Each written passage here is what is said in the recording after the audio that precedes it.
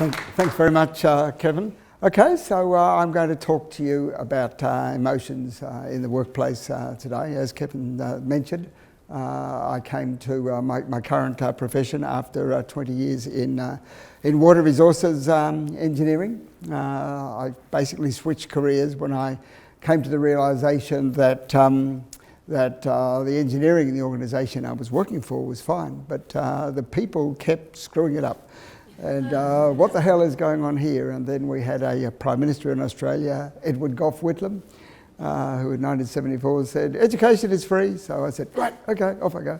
And I, as well as many people of my age, I went back and studied part-time, and here I am today with my interest in organisational behaviour. I'm not sure if I've discovered why those dams kept falling over, but I've certainly got some ideas about it, and I certainly know that part of the equation is the emotions dimension. It's all very well studying the way that people behave and think. For many years, the emotions dimension was left out. But we now know much better. In fact, when I started with my little emotions journey, triggered by a colleague passed away, unfortunately, at University of British Columbia, it was really quite a revelation to me to realise that there was a dimension out there that I'd never even thought of. And these days, of course, it's hugely important, and it's generally recognised, and hopefully I've contributed to that realisation. So this is what I'm going to be talking about tonight, managing emotions in the workplace, which is absolutely essential, and which I might add is still done very poorly by many managers, especially in Australia. So there's still a long way to go in that. I will start off with a little example of what seems to be a trivial incident, but it portrays a lot of the issues going on. We'll talk about emotions, emotional intelligence. Everybody's heard of emotional intelligence. How many people here have read Dan Goleman? Dan Goleman, Emotional Intelligence: Why EQ Matters More Than IQ. Okay, well, I'll talk a little bit about that. I put up a cover of his book with a picture of the snake oil book next to each other, by the way. You'll see that as we go through. Talk a little bit about what emotional intelligence is, managing emotions, and we'll finish up by talking about what's involved with building the emotionally healthy organisation. So this is from an article I wrote several years ago with Kathy Dowse. It appeared in the Academy of Management Executive, but it starts off with talking about a fairly minor situation. This is the story of Ruth Ellison. She's just gotten out on the wrong side of the bed. Nothing's going wrong. It gets even worse when she gets to work. The boss seems to be all over her, and the day just gets worse and worse. She's trying to work as a sales clerk and struggling to be friendly to the customers. At the end of the day, she just has had it. She jams the cash register, which people then have difficulty undoing, and basically sets up a bad mood for the whole week following that. Well, Ruth really struggled to deal with. Her colleagues also struggled to deal with her. They're all getting into a bad mood. This is the process of emotional contagion, where one person catches the emotion from another person in the workplace. So everybody here has had a day like that, right? Things just don't seem to go right, and you get worn down, or a colleague is getting worn down, and it sort of goes around the office. And after a while, you've got a sort of vicious circle feeds in, where the boss is really upset with the way that people are working, and then the people get told up by the boss and get into a worse mood, and so on it goes. And we've all experienced these sorts of situations throughout the day, and transferred across the whole workforce, across millions of workers. This issue of managing emotions is critical to the productivity, not just the productivity, but the well-being of the workforce. So we're going to look at how emotional intelligence fits into this picture. some of the facts and fiction about emotional intelligence. And is it possible to do anything about this? Can we actually improve it? For me, it started with this rather complicated looking little diagram. Organisational behaviour people love drawing little pictures like this. Basically, it says stuff happens. Here it is up here. Okay, in the workplace, and it generates hassles and uplifts. And prior to the what we call the affective revolution, most of the theories were that people react to the environment in a sort of in a cognitive way, or prior to that, even in a behavioural way. People react to the environment, and that because of the environment and based on their own personal dispositions, might be their personality, etc., they then form attitudes and then they behave in certain ways. So this particular theory, which was introduced by two scholars by the name of Howard Weiss and Russell Kroppmann-Zano, nearly 20 years ago now, really was the first one that put this front and centre. Experienced emotions, positive emotions coming from our uplifts that we experience at work, negative emotions coming from our negative experiences at work. So there's not a direct connection between what happens in the workplace and what we experience in the workplace and our attitudes and behaviour. And empirical evidence over the last 20 years has established through numerous studies that this is the way that it works. You experience these emotions. You've experienced this lump in your stomach, or this uplifting feeling, whatever it is. And coming out of that, you form particular attitudes. You might act impulsively based on something that happens in the workplace. Not necessarily negative. It may not be just punching the boss in the nose. It might be helping somebody out, doing something impulsively positive. So you can get what Weiss and Kroppmann-Zano call affect-driven behaviours. But also these over a period of time, these accumulate to generate the attitudes that we form at work. And the most well-known attitudes, of course, are job satisfaction, loyalty and commitment. And based on those attitudes, then down the track we behave in certain ways. We decide that we're going to work hard or not work hard. We're going to stay in the organisation or leave the organisation. Okay, it doesn't seem like much, but the critical point here is that right in the middle we've got this emotions. And as I said, study after study has established that. So what's going on here? Well, it all starts here with your limbic system, which is most of the stuff between your ears. So we've got our cortical brain, which is that curly bit on the outside of the brain, and inside the cortical brain we've got all of these basic parts, sometimes called the lizard brain. This is the brain that we share with the lowest order of the animal kingdom, and they're basic, essential for survival. So let's take a look at one particular part of the lizard brain. This is the amygdala. So how's your Latin? Everybody knows what amygdala means in Latin? Nobody guessing what it is? Latin? No? Almond. This is, I'm into it already, talking about these little things. Okay, the amygdala means almond. It's a ganglia, a connection of neurons located about an inch or 25 millimetres in from your temples on either side of your brain. Nobody quite knew what its purpose was until a neuro scientist by the name of Joe Ledoux from NY University came along. And Joe was one of these animal experimenter people who did horrible things to rats. He actually removed the cortical brain from rats. Ooh, I know, don't do that sort of thing. Anyway, so he had brainless rats. Brainless rats, okay. So, and then he put the brainless rats in an environment and then exposed them to a loud noise. Okay, now what do rats do when they hear a loud noise? Rats or mice? They run. No, they don't. Before they run, they do something else. They freeze. Somebody's read the books. They freeze. Little whiskers go around the place. So they freeze. And what Joe found was that the brainless rats did the same thing. They froze. How could this be? No brain? Why were they registering this information in the first place? And a series of brilliant studies, you can read about it in his book, published around about 1994. He tracks the passage of the stimulus, the noise, through the brain. Sensory stimulus comes in through the sensory thalamus, which is basically a switching centre in your brain.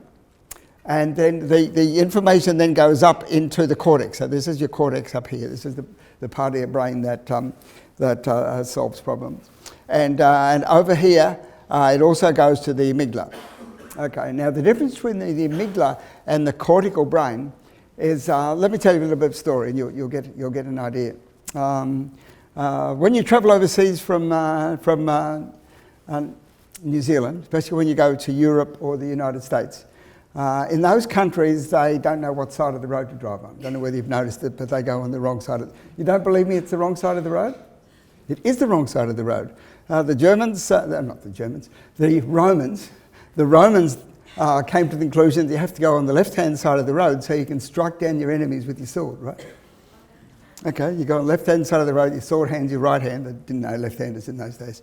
Okay, and you could deal with people. Okay. And that was it. It was just accepted that everybody went on the left-hand side of the road. Come the French Revolution, of course, who ride their carriages on the left-hand side of the road? The aristocracy. The people's side of the road, according to the French Revolution, is the right-hand side of the road. The peoples have had a revolution. We will change to the right-hand side of the road. That's how it got there. French Revolution. Napoleon spread it across Europe.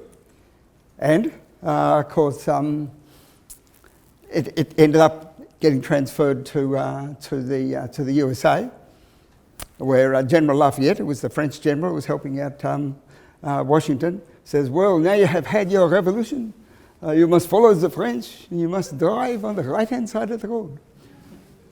Good idea, says George Washington, and there we have it. Anyway, so with that bit of background, you now know that these people overseas, they drive on the wrong side of the road. Now, when I go to these countries, I have no problem hopping in a car and driving on the right side of the road. Somebody told me the rule is, don't think left or right, just keep the middle of the road on the driver's side. You can't go wrong. Okay, so off we go, and that's not a problem at all. But there's a problem. Crossing the road. I always have a problem crossing that damn road. Okay, for some reason or other, you're walking along, you're distracted, you need to cross the road, and you go to step off the curb, and suddenly, whoosh! A bus goes by. Whew. That was close.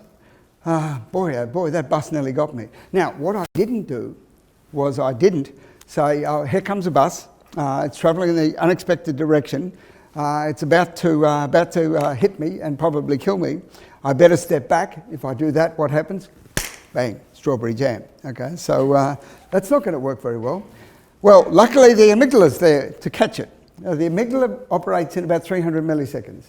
So in 300 milliseconds, the information going through my eyes, the bus is coming, catch it out of peripheral vision, catches the information, immediately a behavioural response, of course accompanied by hormones, the adrenaline pumps up in your brain, you feel all flushed after you've done something like that.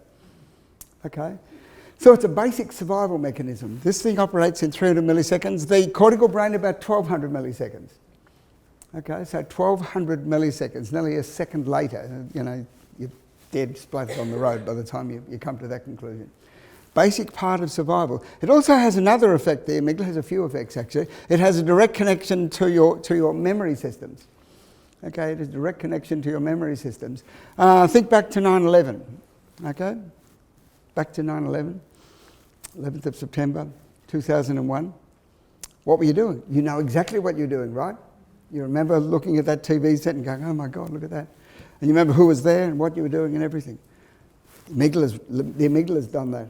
Because it's a stressful situation, the amygdala puts up the alarm signs, says, store that information in your memory. It's a basic survival mechanism. Okay, so the amygdala is there. These little parts of your brain that Joe Ledoux discovered are just so critical. And of course, it's the reason why when you go into that job interview or when you're speaking in front of a crowd like this, no matter how cool you're trying to keep, you can feel that nervous knot in your stomach. beads of perspiration, etc., right? Okay. The reason is that the amygdala is detecting this threatening information and is feeding it into your autonomic nervous system. Your hormones are running, and your behavioural response is, oh my God, I want to be out of here. Okay. So that's really important. We now know, in particular, the process of controlling that amygdala and your feelings resulting from it constitute hard work. In fact, psychologists have demonstrated that after they've regulated their emotions, actually the study is simply showing people pictures of gory operations. Watch this video of a gory operation and keep a smile on your face the whole time. Okay, and the people who watch the operation are then tested for their strength. The ones who've been able to keep a smile on their face the whole time are much weaker than the ones who didn't have to smile. So it actually consumes physical resources. And everybody here knows how exhausted you are when you come out of an interview or any stressful situation. That's why. So I've just dwelled on this because it just lies at the very heart of understanding everything to do with the importance of emotions in everyday life as well as in the workplace. So let's move on now to have a bit of a closer look at the idea of emotional intelligence. It was first proposed in a serious scientific sense by two psychologists out of North America, Jack Mayer and Peter Salovey. Peter Salovey, by the way, is the president of Yale University now, so they're very, very prominent scholars. A reporter from the Times newspaper heard about the stuff that these guys were applying this new method in the education of primary school kids. And his name was Dan Goleman. He was actually got a PhD in organisational psychology, I should point out, Dan Goleman. But anyway, he was working as a reporter for the New York Times. He goes out there and he finds out about emotional intelligence, and he thinks it's a wonderful thing, and being good with the pen, he writes this fantastic book, Emotional Intelligence, Why EQ Matters More Than IQ. Gets his book on the cover of Time magazine, and emotional intelligence has taken off. One of the things that Dan Goleman said once he found emotional intelligence goes like this. Research has established that 20% of your success in life is determined by your cognitive intelligence. Therefore, ipso facto, the other 80% must be accounted for by your emotional intelligence. Right. And as a scientist working in the area, we have to deal with that particular little number over and over again. In fact, I remember at a SIOP conference, Society for Industrial Organizational Psychologists, one of the biggest names in the field was, as they often do, getting stuck into the field of emotional intelligence where we were trying to present our research. And one of the people in their presentation had demonstrated quite a strong relationship between emotional intelligence and work performance. And this guy is a discussant, a very well-known scholar. His name's Kevin Murphy, by the way. If you're in organisational psychology, you'll certainly recognise that name. He gets up there and he says, look, yeah, that might be an impressive result, but Dan Goleman said it was 80%. Oh, no, please. Anyway, the problem is that it was just exaggerated. It's turned into a fad, no doubt at all. Emotional intelligence is a fad. These days, the newest fad is neuro leadership and neuro this and neuro that. It's doing the same sort of thing. People just going over the top. It's food for skeptics. A lot of my colleagues, especially reviewers, it seems, when I send my articles off about emotional intelligence, there's a good chance you're going to get a reviewer who says, no, it's emotional intelligence, it's all BS, no, just reject it, don't worry, it's not going to happen. And we're literally used to it. In fact, we often write letters to the editors saying, please don't send it to one of these people who are just going to reject it out of hand, because there is good scientific evidence. So here's a little illustration of some of the attitudes to emotional intelligence. We're looking for managers that demonstrate high levels of emotional intelligence. Here, please try on this mood ring. Okay, so a little bit going that way. So let's look at what emotional intelligence is. It's distinct from, but it's positively related to emotional intelligence, to other intelligence, to intellectual intelligence, but it certainly is distinct. We know from, particularly from the scientific neurobiological evidence that's coming out, that people who have no emotional intelligence because they've suffered some sort of trauma to their brain can be highly intelligent, but have no appreciation of emotions whatsoever, and consequently aren't able to think straight. And you find people like that. In fact, the Dr. Spocks of this world, you don't find them in spaceships directing the spaceship to a successful trip to another galaxy. You find them in institutions, because these are people who are unable to think because they don't have access to any of the emotions that we need to make judgmental decisions. So it's to think from, positively related to other intelligences. Okay. Like any aspect of human beings, some people are good at it, some people are not so good at it. My wife is somebody who's good at it, I'm somebody who's not good at it. She reminds me of that very frequently. Okay, so it's an individual difference where some people are better than others. It develops over a person's lifespan. I know that some of you are thinking, oh wait, intelligence is not supposed to develop over your lifespan. Isn't intelligence fixed by the time you reach maturity? Intelligence ain't fixed when you reach maturity. You test intelligence before people go into university and after they come out of university, and they've got higher intelligence when they come out. Simply because a large part of intelligence is that what they call the crystallized intelligence that develops over a lifespan and makes you more intelligent. The fluid stuff probably is fixed. Okay, so it involves, at least in part, your ability to identify and perceive emotion in yourself as well as in other people. The ability to use that information, to understand it, and to use it to manage emotions, both in yourself as well as in other people. So that's what emotional intelligence is. It's not personality, and a lot of the people who sell various versions of emotional intelligence, I'll get to them in a second, really what they're selling is personality measures dressed up in different ways. It's not a set of general interpersonal competencies. It really does relate to your emotions. Dan Goleman in particular is guilty of the next one. He defines, in part, emotional intelligence as being the ability to lead. And then he publishes work showing that emotional intelligence, according to his definition, is associated with leadership. Well, yeah, if you define something as ability to lead, they're going to be better at leadership, circular argument. Okay, it's not intellectual intelligence, despite what some of my colleagues, John Antonakis, who Kevin knows very well, he says it's all G. G is just a word for general intelligence, picks up all of these sorts of things. We know from that from the neuropsychological evidence that it's quite distinct from G. It's not just social intelligence. I hate seeing people say that emotional intelligence is an outcrop of social intelligence. Just some people are better at dealing with social situations. It's not just that. It's associated with each one of these things, but it is quite different. Okay, this is the work that I did again with Catherine Dowse, the same one who did that original article.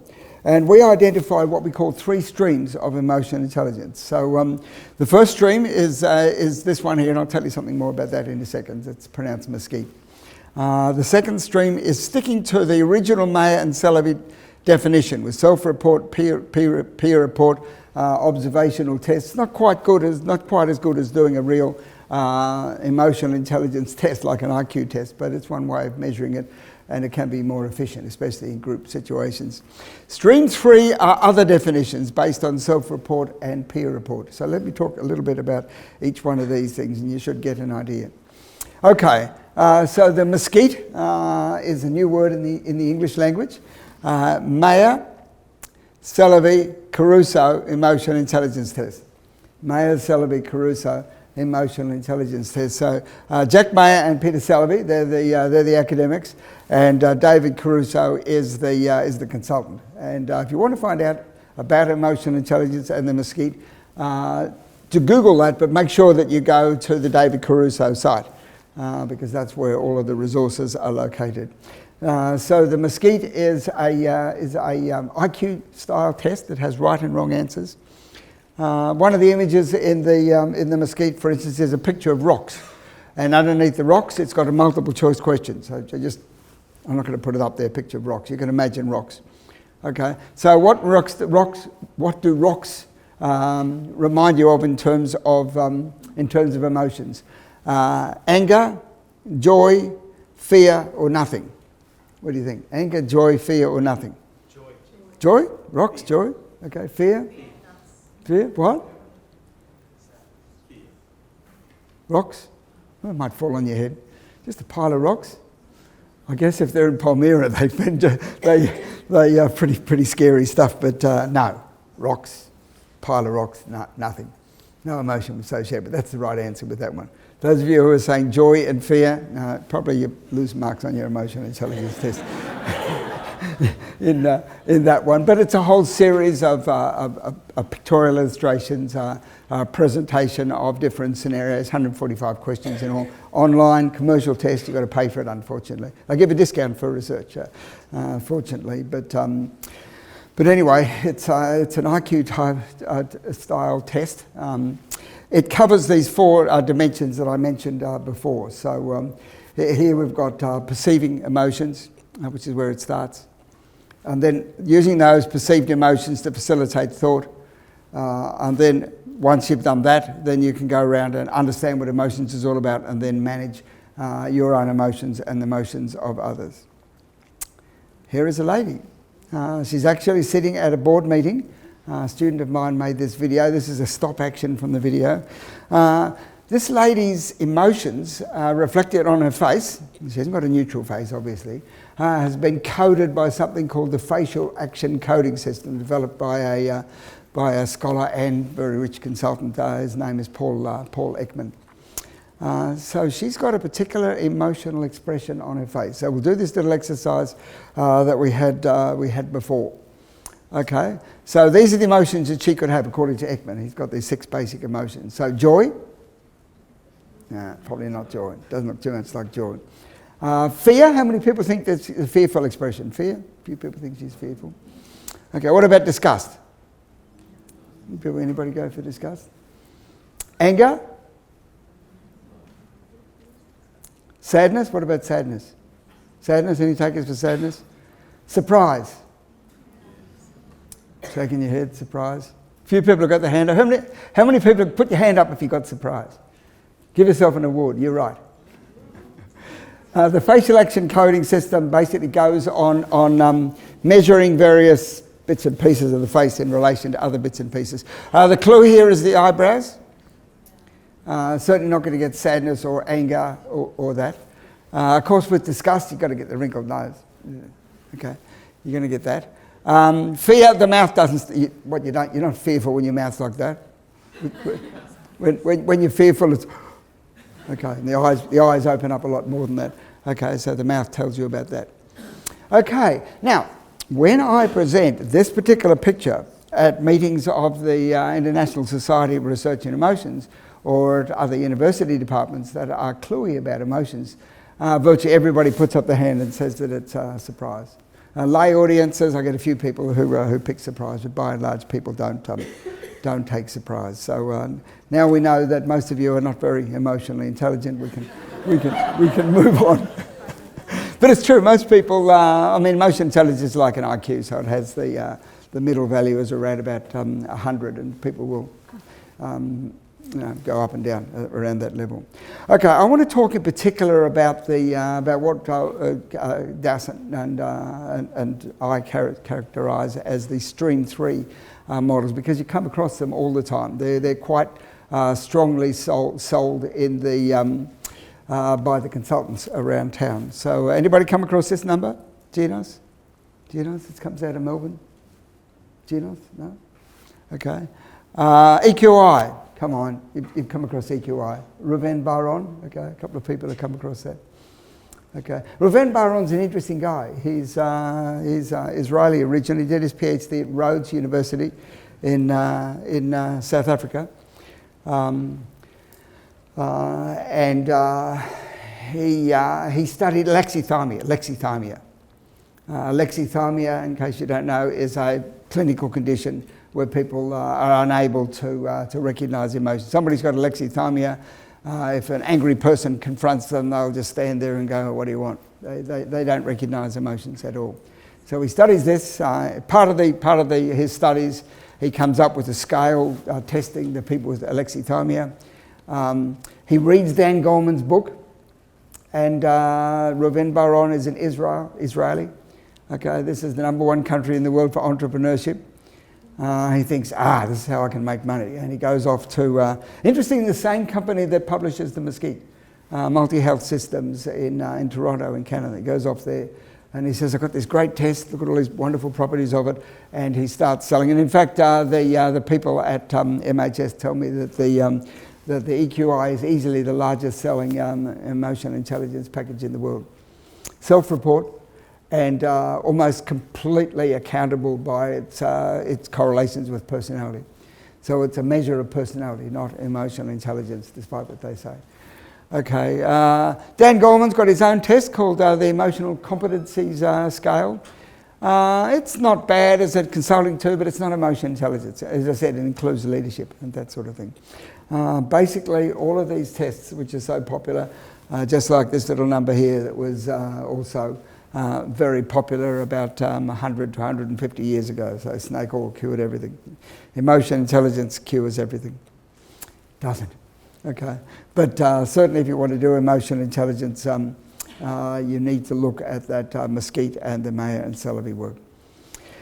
Okay, clearly emotional intelligence is associated with leadership. I've just been saying that Dan Goleman has got a circular relationship, but even without the circular relationship, the idea that transformational and charismatic leaders influence people's emotions, and it follows from that if the leader's got higher emotional intelligence, can do all those things I mentioned before, they're going to be able to influence people even more strongly. So it holds to reason that that's going to be the case. You've all had, I'm sure, managers who can't read emotions, and they tend to be rather ineffective. But watch out for this number, the curse of emotions. What about a leader who focuses almost exclusively on emotions? And this is one of the traps that you can get in with thinking that emotions are the be-all and the end-all. They're not.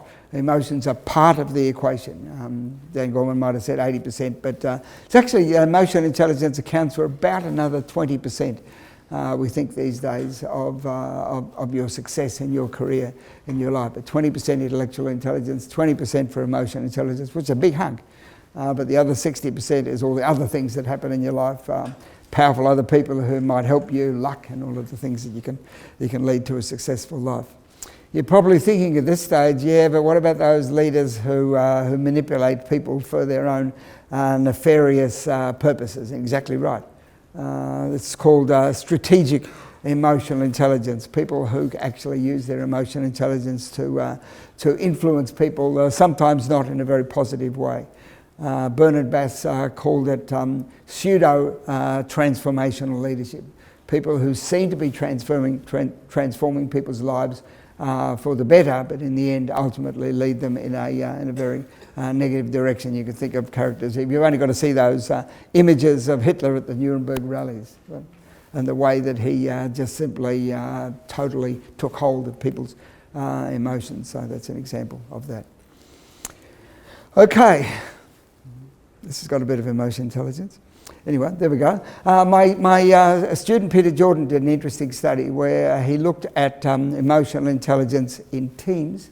He measured emotional intelligence in this one using a Mayer and Celebi method, but with self-report. And what we were interested in this study was how well did emotional intelligence predict the main outcomes for the course, which we actually measured by getting the students to work in groups and keep diaries of their group interactions. So they actually, within the groups, had to turn in a logbook every week. So we could actually then code that and see the extent to which the two critical criteria for the course were goal setting. The groups were supposed to be setting goals and testing them all the time, and interpersonal reactions. And this is the results that he got, and it's quite a fascinating and important one from an organisational point of view. Let's focus on this one here that's got the most clear-cut results. Both graphs actually showed the same things, but this one is the most clear-cut results that we've got.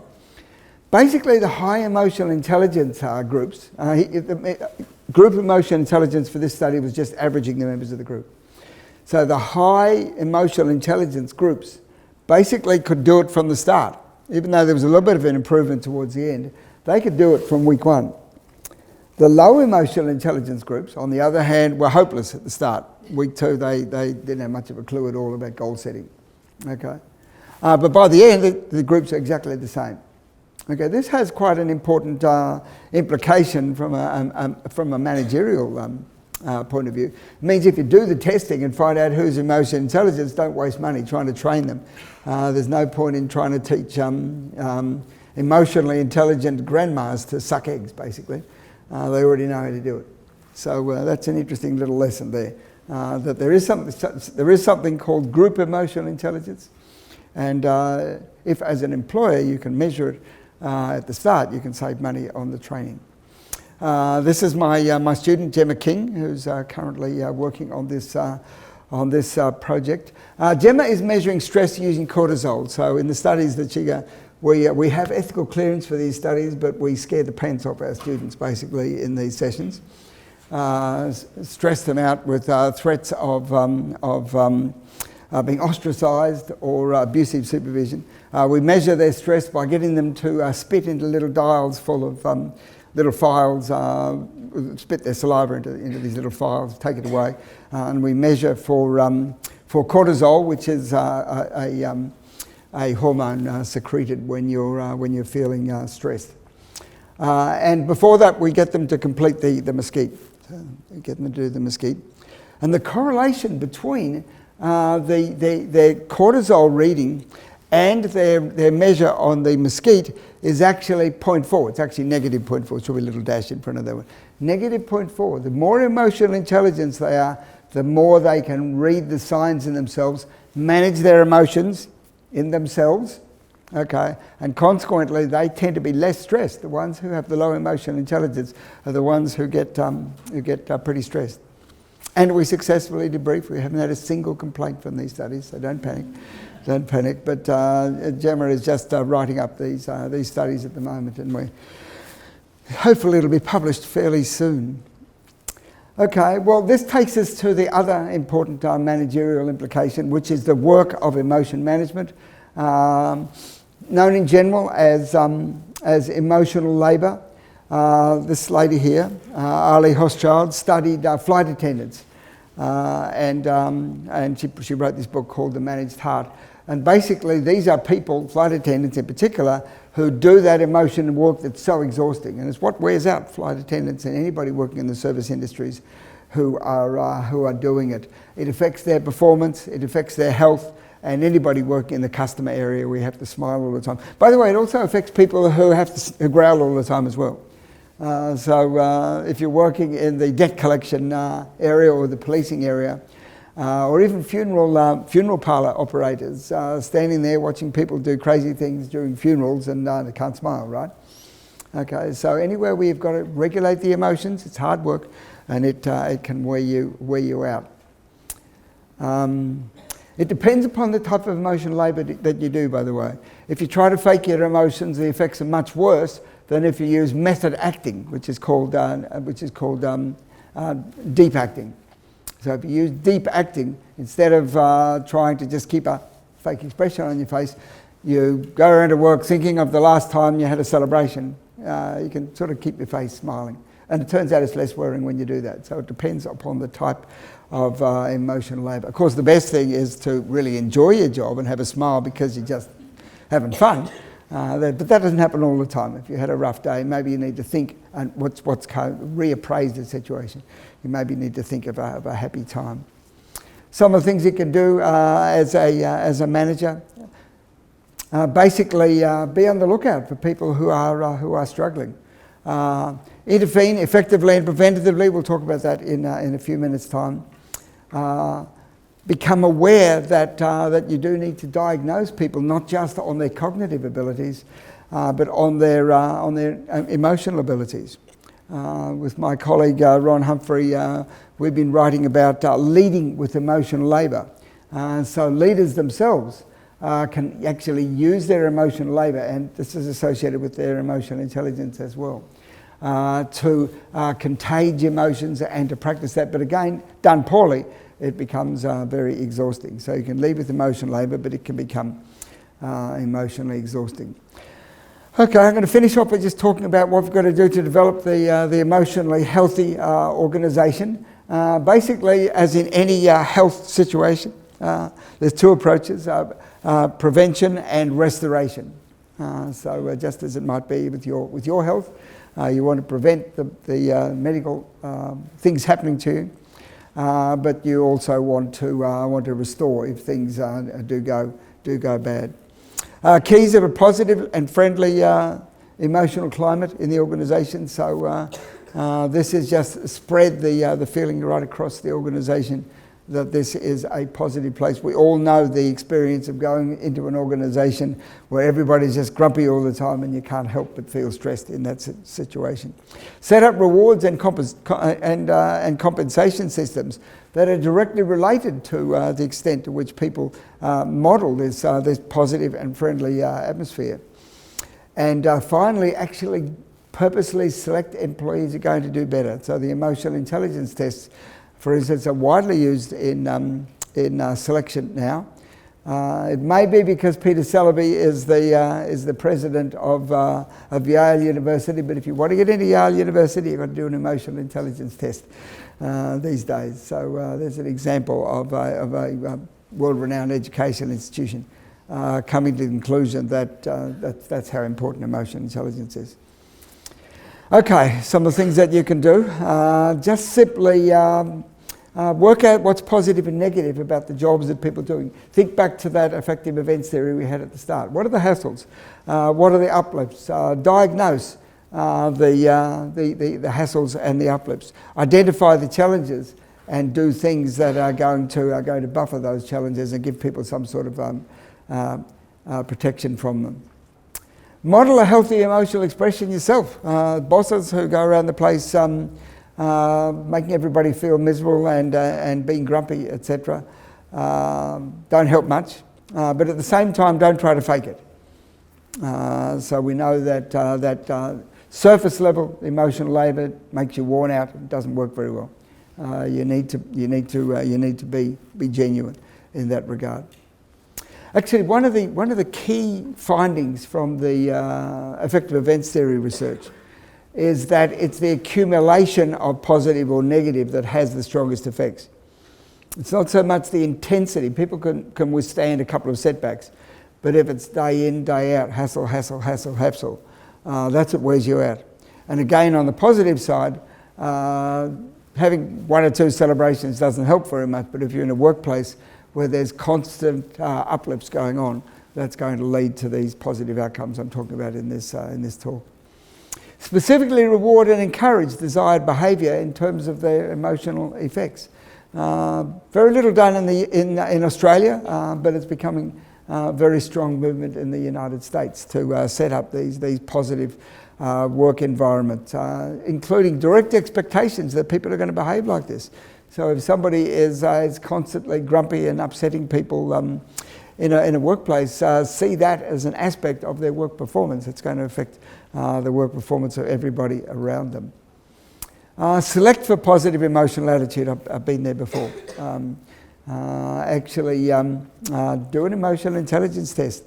In the interview situation, looking for people who are more positive rather than the people who seem to be serious but tend to be rather negative. So collect whatever data you can to tell you who are going to be the more positive people. Actually train for emotional intelligence. David Caruso is the guru on that, and he shows he has a series of programs that trains for each of those four what they call branches. The perception of emotion, facilitating thought, understanding emotion, and managing emotions. And getting people to understand that if they want to present emotional states, they need to do this deep acting, which is just like the method acting that actors do.